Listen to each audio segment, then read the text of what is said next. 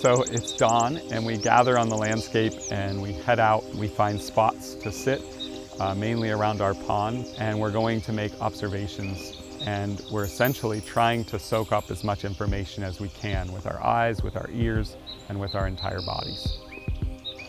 Bird language in a nutshell is trying to understand essentially the language of the forest. So it's not just the birds that are part of that communication, but there are other animals too that participate.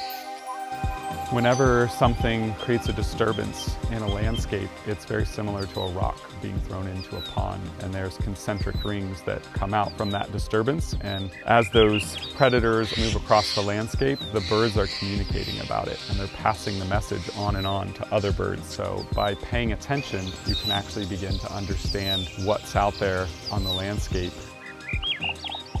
So here we are after the sit, and now we're doing the mapping exercise. When you put several of these maps together, you begin to piece together a bigger picture story. When people go out on the landscape together and you get more eyes and ears on the landscape and they come back and share the stories, the learning is exponential.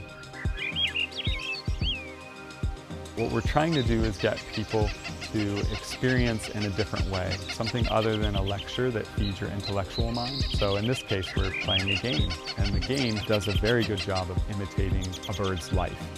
There's a lot of things to be worried about when you're trying to build your nest and feed your babies, and meanwhile there are hunters out there. So it's a very dangerous world for the birds.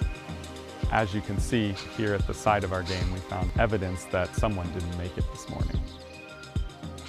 For the bird language component, you will learn to perceive animal disturbance patterns through bird language. You'll learn to move quietly and safely through the forest. You'll develop routines that cultivate and hone your intuition. You'll practice concealment and natural camouflage. And you will also practice minimizing your own disturbance patterns in the natural world.